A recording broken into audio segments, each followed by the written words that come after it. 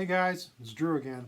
I wanted to show a video of some of my favorite cards of a player that I personally love to collect. And while I have his entire Topps and Bowman run, I love getting oddball cards of him. Just to me, he seemed like the type of player that was just a fan favorite. He is a Hall of Famer and just played on some great teams, was in the pivotal point and a turning point within baseball history, which you guys probably know all about.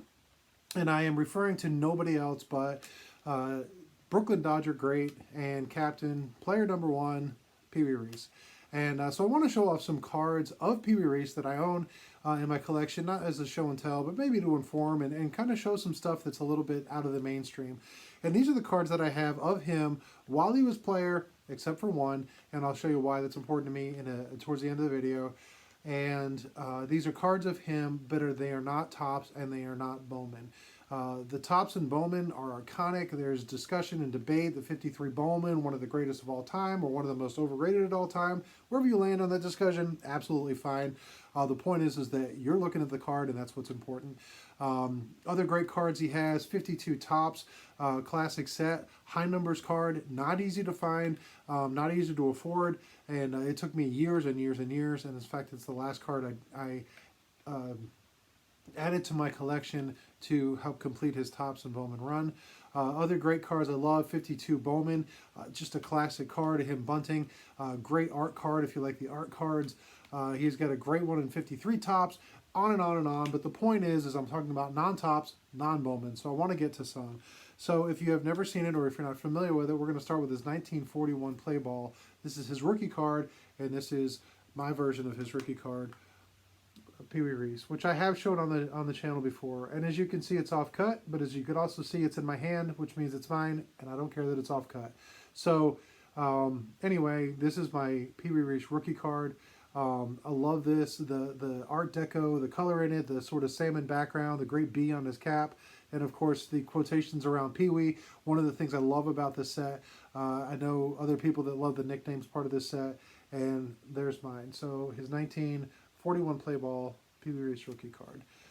Next up, we have his double play card of him and Kirby Higbee.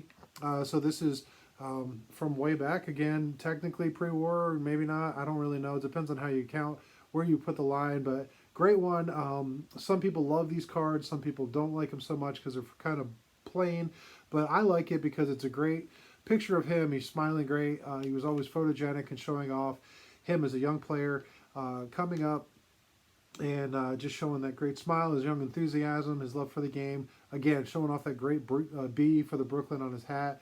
A little bio about him on the bottom, but this is my double play of him.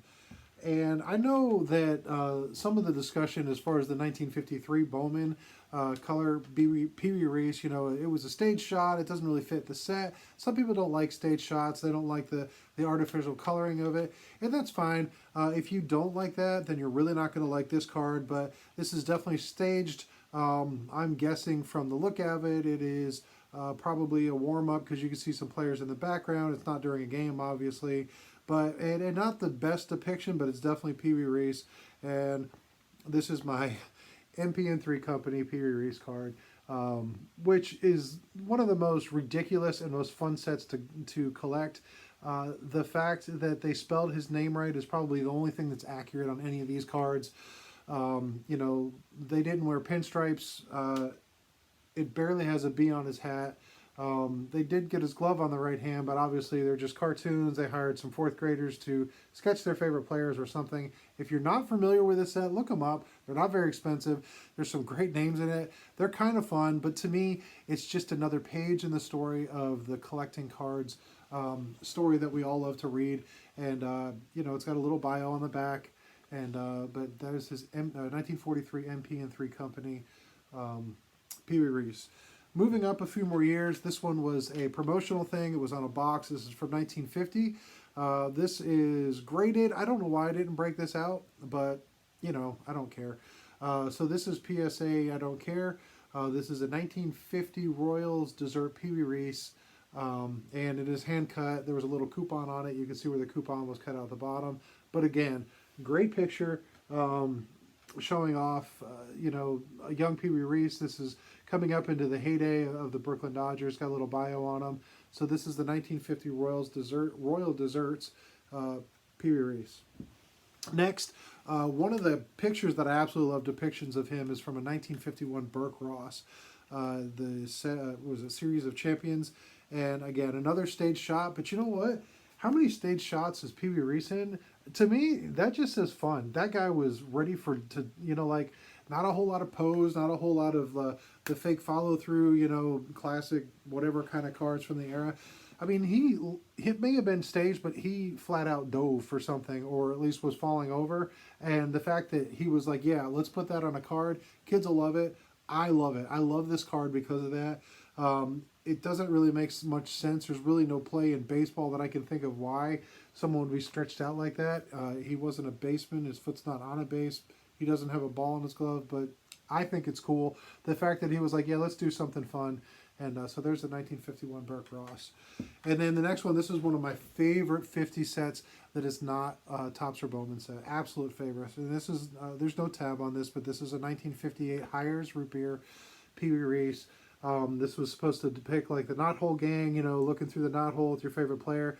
This is when they first moved to Los Angeles. So this is like a first depiction for kids out in the West Coast to see the new thing coming out with Major League Baseball. They get to experience Pee Wee Reese. It was towards the end of his career. But there's the 1958 Hires Root Beer Pee Wee Reese. And I absolutely love this set. Love this set. Love this set. Just super cool to me. And then the last one I have is, it came out right after he retired, 2 years after he retired. It's from 1961. And it's another really fun set, not expensive. All the stars are in it pretty much.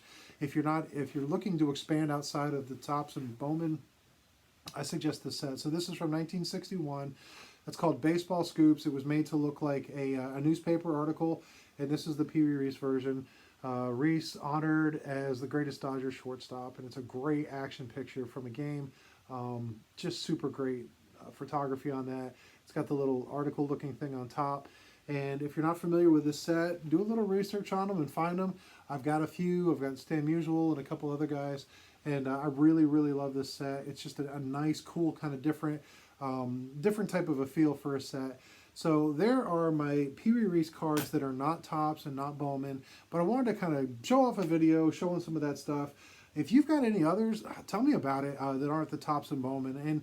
And while there's been tons of modern day stuff that have been made, relic cards and cut autos and those sort of things, what other vintage cards sets were he in that you may have? I really love to hear about them.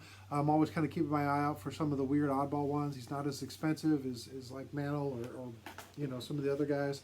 And so I love Pee Wee Reese. I love his heart. I love where he was with the whole Jackie Robinson story. I love being on that Brooklyn team, playing with their heart.